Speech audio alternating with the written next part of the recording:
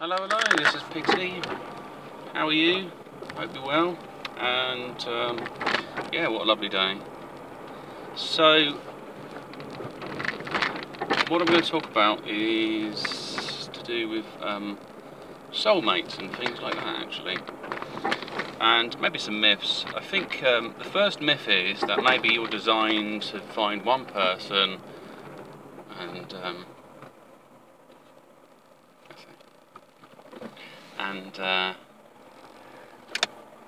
this one person defines your existence, or you become kind of unified in some way. But what there is I think there's a lot of different factors. There's what you can call like people that you see as your soul family. You get along well, they have similar characteristics, and you kind of mould really well with them. Often what happens when people are young is they might have a certain vibrant energy about themselves. So when they fall in love, and it might be the first time they fell deep in love with someone, and it's kind of new territory for their heart as well to explore, and they often assume that, you know, I found my soulmate. What also happens though, as you age, you become more defined. So I guess it's very strange comparing it to a crystal, in that you kind of crystallise as a person.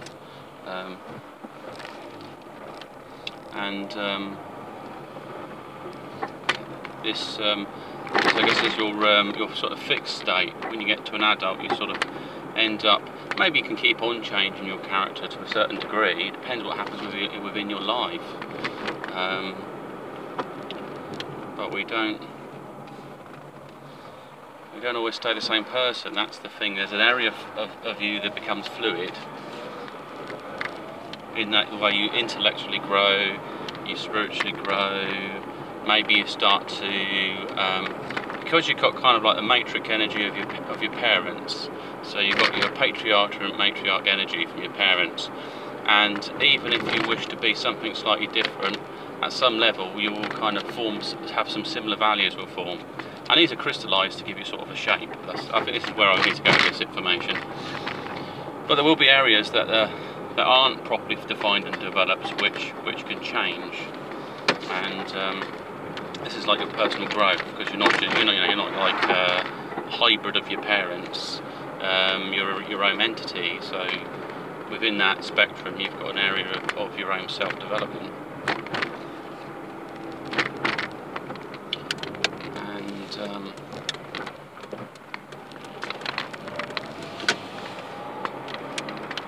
And this is where people may change. They may resonate when that, because they're both developing, have that high energy, but then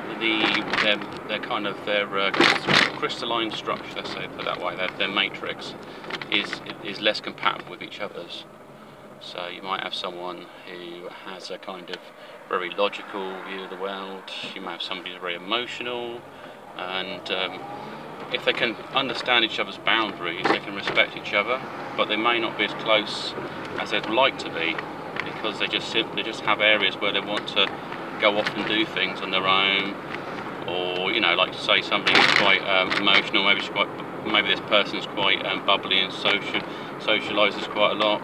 The other person maybe is quite logical, doesn't like lots of noise and over socialising. So they have to create an area in order to function. They have to create certain balance, life balance, and that may be that they could even live apart. They just spend some time together, or they just do their own thing really, and so they have a kind of a separate entity of themselves. So they have them as a couple and then as the individuals, which is quite common really anyway in relationships, that you have areas of yourself that you don't necessarily share. I think you're open really. Having a quite close side of you would be strange. Usually if someone has trauma, there's things they don't want to talk about, or things like that, or they just are able to live these separate type lives like a different person. Yeah, sometimes you see this with friends as well. So when somebody, like if you're attracted to someone, you act in a particular way, but then when you hang around your friends, this person becomes like the third wheel or something, or it depends who you value the most at the time. The reverse of that, your friends get slightly alienated because of these growing feelings towards this other person. And it's very interesting as a structure with emotions, I've touched this before, is that your nervous system seems to grow a part of them in some way. Almost like they seed themselves inside you. And so yeah, that's something I noticed myself, that sort of something grew within myself, and I have a lot more energy in my heart. So if I think about this particular person, it's it's not like my heart rate increases or anything. It's not like that loved up stuff. It feels like an energy to be close to them, or to protect them or something, or pride. That's what the only way I can think of it. And it's a different love than I've experienced myself. So there's different dimensions of love and what that represents, that emotional energy. But then can you function, you know, with a person like that? Can you function as just friends, or will that be changed forever? And I think possibly changed forever, because you can't, there's always these dynamics I come across about genders and how it'd be different, because there's this a type of well, to be honest, it's a sexual energy, there's an attraction there, and that has to be managed between the two people. I mean, if they deny they have feelings for each other and they're there, it might come sort of manifest in another way, you know, like two work colleagues who get drunk at a party or something like that. It just come out one day. Well, maybe she gets hurt or something, or he gets hurt, and then these feelings bubble up to the surface. So it's probably best to manage things as they happen, but it's a lot harder in the initial stages, because you go into overload when you develop in some sort of relationship. And like I say, if your nervous system's kind of compromised to a degree, neurologically you are, it's like your organs are reaching out to connect to this person. And it has to go through a kind of quantum field. So, you know them balls where you put your hand on it and you get like electrical charge and it travels straight into your palm? It's probably like that goes on in a room. So in a room when you see someone, your aura connects with them, there's going to be some sort of connection there, and there's sharing of energies and communication. And it's some of the unseen stuff, but I think as it becomes more consciously aware of it, then it can grow into other ways. But equally, if you're in a room with someone you say you'd hate, let's talk a different type. It is a kind of type of love in a weird way. That emotional energy on that spectrum, but usually it comes from like liver and things like that, aggression. And if you're in a room with someone you don't like, they might actually, at some level, you might be connecting energy-wise with each other, and you're projecting these negative feelings into each other. So you can feel each other. So you're rubbing up, when the phrase rubbing them up the wrong way, that's probably what it is, because whatever's going on in your head at a type of spiritual, in a sort of inner workings of your mind, psychology as well, is that this energy is actually manifesting it externally at some level, and it's not just how you look, it may be how you make people feel and stuff.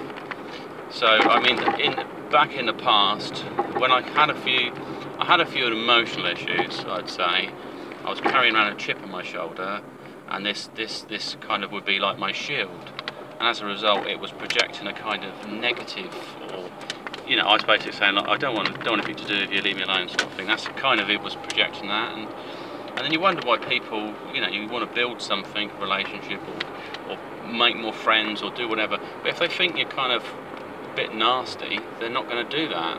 There's what's happened outside of your physical body, this holographic matrix, and so they've already ahead of time, in essence, seen characteristics of yourself, and they think, no, I don't want to get involved with that. Equally, somebody might be drawn to you because they want you to channel their negative energy, and so you need to be in the right headspace, I think, before you take on new challenges. And so yeah, on a bit more in the depth of this sort of love stuff, so we're a bit lovey-dovey, I guess. And it's possibly because I've had an opportunity to think more about it for multiple reasons, really. I was thinking, well, maybe there's lots of soulmates out there, and I think yes, there are, because they're like shards. People have like energy shards of what they are. So, in the kind of spectrum of a God consciousness, okay, So we all play a role in this big higher entity, and when that consciousness is divided out, it was connected to each other, so we're all connected at one level.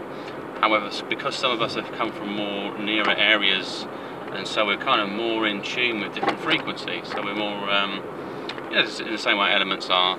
So like-minded people are drawn to each other. That's really what it is, and the more they resonate, the stronger the bond can actually become. So during your youth, you have a lot of energy, and that changes to what you want to be when you're an adult. So the issue there is then you might start to be drawn apart from people that you once thought you were much in love. And it's not just they got funny or great personality, it's energy levels. Like, I don't know, if you went with someone and they wanted to have sex every day, you blurt out, yeah, that's brilliant. When he gets tired, he's working 12-hour shifts and stuff, and if someone wanted that all the time, they sort of think, Christ, they might start to sort of be put, oh crikey, do I have to? And it might create a different sort of atmosphere. Or the reverse of that, somebody who, you know, they're not happy about their body or whatever, they got a massive emotional chip from previous relationships, and they decided they don't want any intimacy, they don't want this connection, and as a result they never really share their soul with anyone like that, or find these higher levels of sort of sexual energy. That's what it is. And so it's very difficult to connect with somebody. I mean, it doesn't have to be like something from a blue movie. They're not exactly like that. It's just having this sort of sensual, intimate connection that both you share, both you and this other person share. And that's sometimes a bit more just difficult. So that them kind of different energies, different dynamics. So that's relationship dynamics, I guess. And then there's that kind of frequency. People are very active, or people are very tired, or in a high energy, low energy. And if someone has a low energy, like they're depressed a lot about things, you know, dark humour all the time, and you're dealing with darkness on a daily basis, it will really kind of, it will start to drain you. And even though they might be a lovely person, you know, you knew them in the past, they were great, got along well, because of where they are now and where you are, you're constantly being kind of zapped of energy. So it's become this symbiotic relationship has become more parasitic, and so they're drawing off energy. So yeah, I've experienced this all right, definitely. So my life experience in the past, I met somebody who was kind of, I guess she wasn't very happy with her life for whatever reasons, and I won't make her feel sort of victimised or anyway in this thing. However, I found that as the relationship was sort of good for a while, because I was putting a lot of energy into it. And then when she sort of turned back to her old self, I was propping her up emotionally, which is fine, you can do for so long for a person, but after a while it just got harder and harder and harder, and there was always external problems which were reflected of her own internal chaos. You know, like she couldn't get along with any neighbours. Every neighbour we met, she'd fall out of them, and then she'd be talking about them, and then she'd be looking at ways to sort of annoy them, and things like that, and it was just so stressful. And I'm thinking, well, like, this is not me. I'm easygoing, and you're highly stressful. You know, I'm low maintenance, you're high maintenance. It's the little things. It's not that she. I mean, basically, she's a great woman. I wouldn't have had kids with her if she wasn't a great woman. It's just that she had all these other things that kind of could destroy you eventually, just ground you down. Are you willing to compromise your personality? And there are some couples you see together, and the guy looks like he's lost his soul. You know, he's kind of like he's pushing the trolley behind, and his wife's bossing him around and telling him off, and he doesn't seem to have much will. So I wonder what kind of relationship she's having with him. She's like, well, this is what men are for, sort of thing. But I think they should have had something where they're both happy and they're both kind of outgoing. And they're both, you know, it just doesn't reflect that energy in that shopping. It seems like a stressful event, and he's brought along as a kind of bodyguard, trolley pusher. And it doesn't, I don't know, it doesn't seem right. So really with Soulmates, as I was kind of sort of skirting around a bit the issues and things, is that there's more than one person who can do that job out there. So if anyone thinks, well, look, I've had my share and there's nothing out there for me, they're wrong. They just need to adjust their attitude.